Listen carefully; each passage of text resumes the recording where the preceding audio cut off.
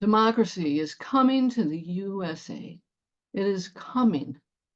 It is not an idea that has been fully realized. It is still coming. Leonard Cohen wrote that song as a reflection on when the Berlin Wall came down.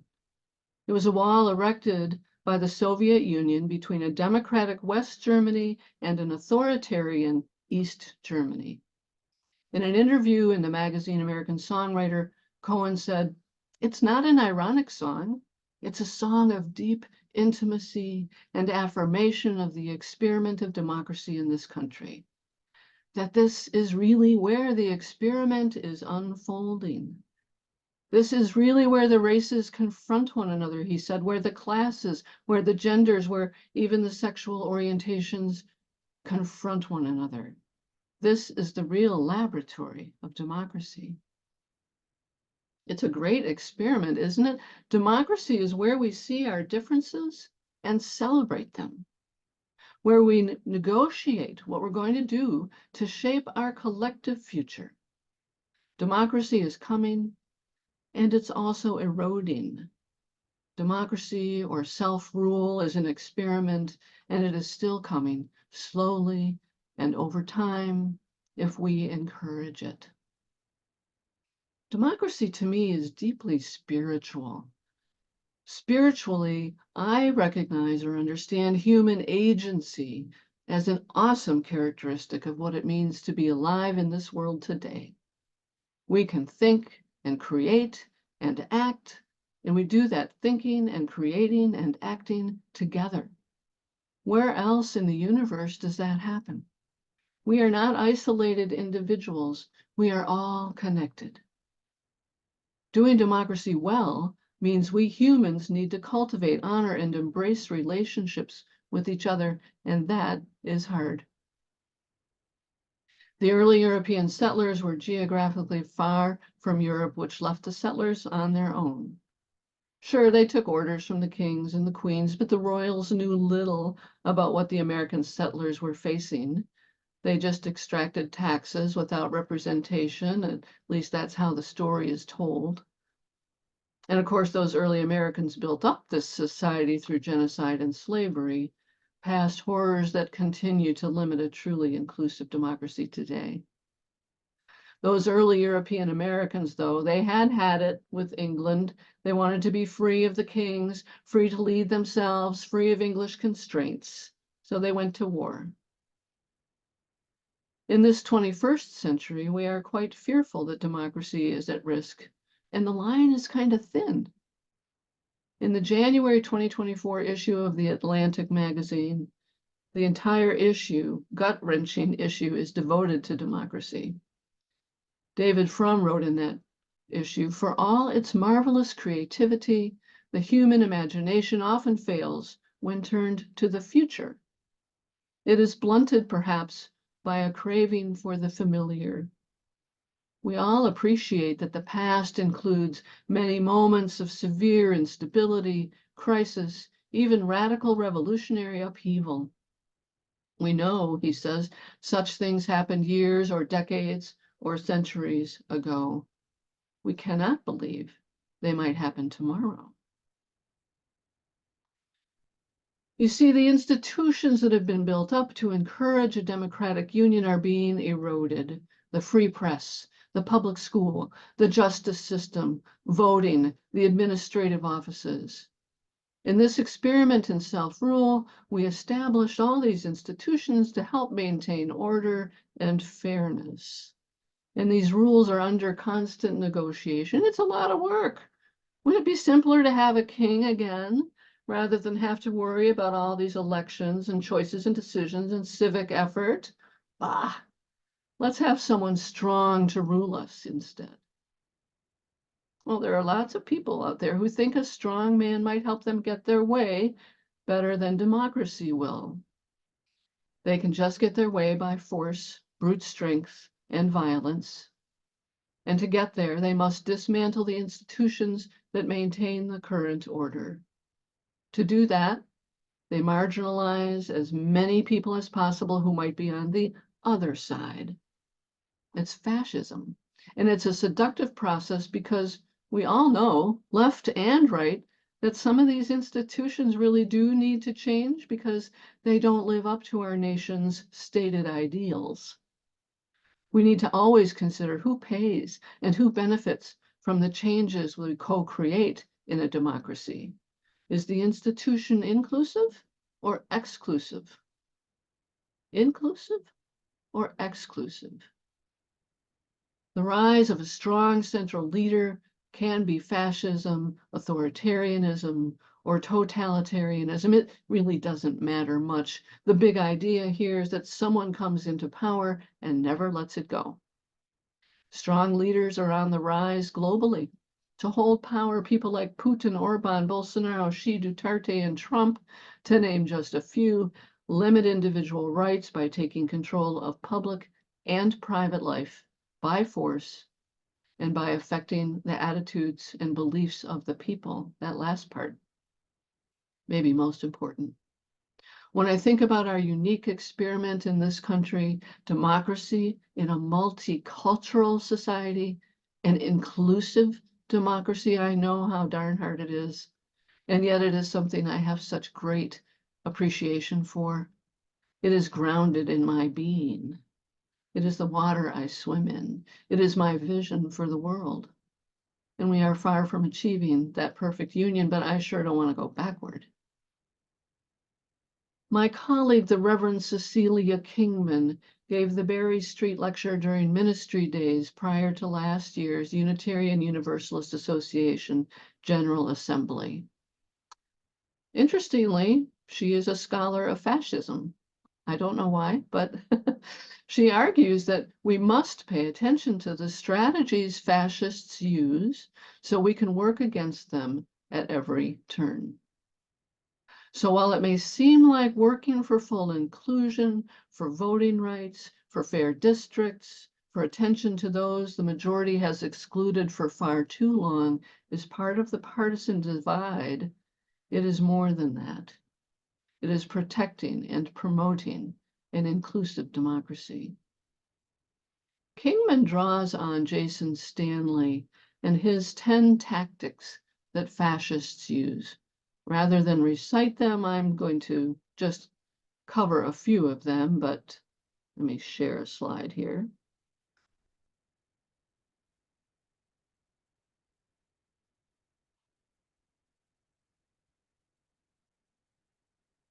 These tactics are tailor-made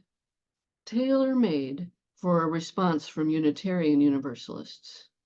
Stanley says fascism is an ideology developed and elaborated in the early 20th century Western Europe and enabled by technology, mass media, weapons of war. Fascism stomped around in jackboots, smashed windows, and burned Reichstags before it fully seized power. But its most important action was how it creeped into language, media, education, and religious institutions. None of these movements arose, after all, without the support, or at least the acquiescence, of those in power.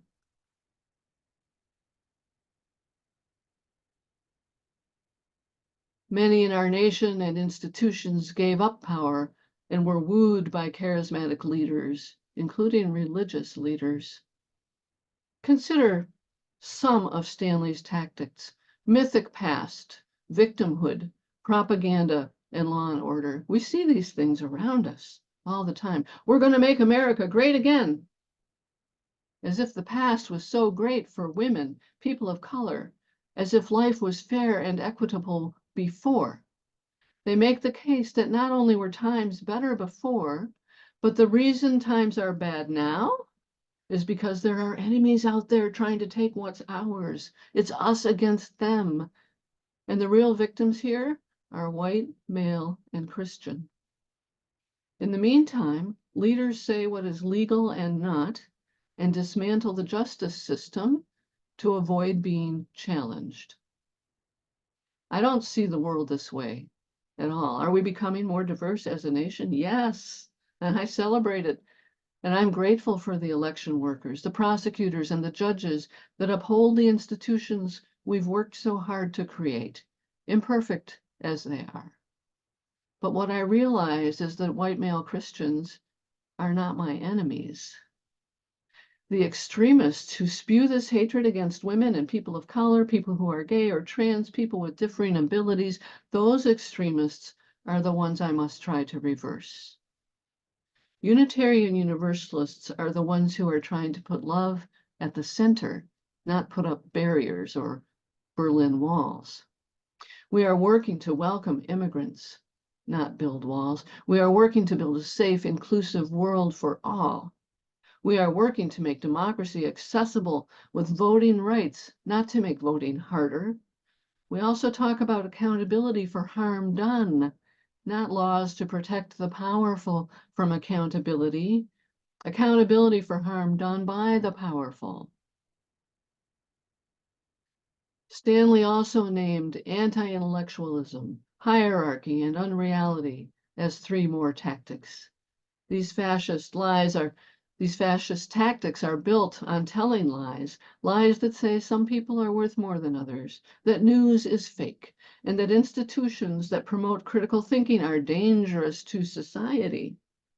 Au contraire, UUs would be the first to argue that just because a leader says something doesn't mean we have to believe it.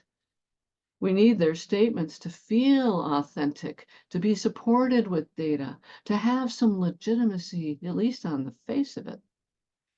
UUs are working hard to remove the barrier of hierarchy, the false superiority of race, class, or gender. UUs are getting agitated by the continued lying, the unreality. Counter-narratives are becoming a specialty of ours. And finally, there's the delicious tactic Stanley called Sodom and Gomorrah. Do you know this story? It's in the book of Genesis, in the Hebrew Bible. It's repeated in the Christian Bible and in the Quran. The story takes place in those 2 cities, and people in those cities are rather sinful. Well, God gets completely ticked off and tells Abraham, the Hebrew leader, that he's going to destroy the cities. Abraham negotiates with God. God, if I can find 50 people, 50 righteous people, no, make it 10. If I can find 10 righteous people, will you save the city? Well, God agrees. But Abraham is only able to find 3 people, Lot and his 2 nephews. So God rains sulfur and fire on Sodom and Gomorrah and all the plain and all the inhabitants of the city and what grew on the ground. Oh, there's a lot more to that story. It's Bible stories your mother never told you.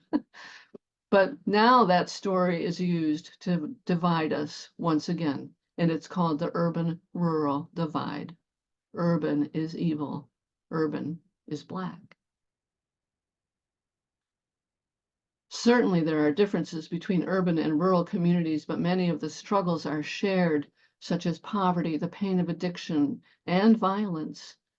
According to Stanley in a Guardian article, politicians have shown less interest in addressing the underlying conditions that lead to violence in poor Black urban communities, the widespread availability of guns, the massive and persistent racial wealth gap, and the effects of violent policing and mass incarceration. And why should they? Stanley says, as long as these underlying conditions persist, politicians of either party can run for office by milking fear and promising a harsh law and order response. And there it is. It is a way to gain power by massively oppressing people in the cities, many of who are BIPOC, and telling the rural whites they are aggrieved and losing out. It is clear that rural people are affected by poverty and exclusion by systems that just don't work for them either. And since the systems don't work for them, they've been taught over centuries to look for someone to blame. And so people get sucked into the narrative that cities and institutions are to blame, non-white Americans are to blame, immigrants are to blame, fascists want to squelch the voices of those people in order to get back to when America was great. What a myth. 10 tactics. How many of them do you see around you? Stanley wrote that each of these individual elements is not in and of itself fascist, but when we see them all, and especially when honest conservatives are seduced by people who tell them their families are at risk, we need to start to worry. You might not accept everything we say, but without us, you are in peril. Stanley wrote that those moments are the times when we need to worry about fascism. So where are we? There is worry. James Comey, maybe not a friend to you, but former FBI director, says we are not in an existential moment. In an interview with the Kettering Foundation, Comey said there's a significant threat, but that there have been 1,200 prosecutions following the January 6th insurrection, sending a shockwave of deterrence and accountability through the groups that promoted violence, the Proud Boys, the Oath Keepers. The institutions are holding. But fascism creeps in, it creeps in, and that means that our responses are slow because we don't see it right away. So we need to know these tactics, and it can be exhausting. Doesn't it seem like there's always something we have to push back against? And thank goodness we do. My colleague, the Reverend Richard Gilbert, in his book, The Prophetic Imperative, argues that if we don't push back on the right, we leave a vacuum that the right will continue to fill. This kind of democracy is indeed a spiritual matter. When we have agency, the ability to come together, to see each other, and to make decisions that help shape the kind of future we want, the kind of world we want, the kind of country we want, isn't that an amazing bit of creation? Our UUA fifth principle asks that you use, affirm, and promote the right of conscience and the use of the democratic process within our congregations and in society at large. Carrying the principle over into our proposed UU statement of values, democracy is embedded in the value of justice. It reads, we work to be diverse, multicultural, beloved communities where all thrive.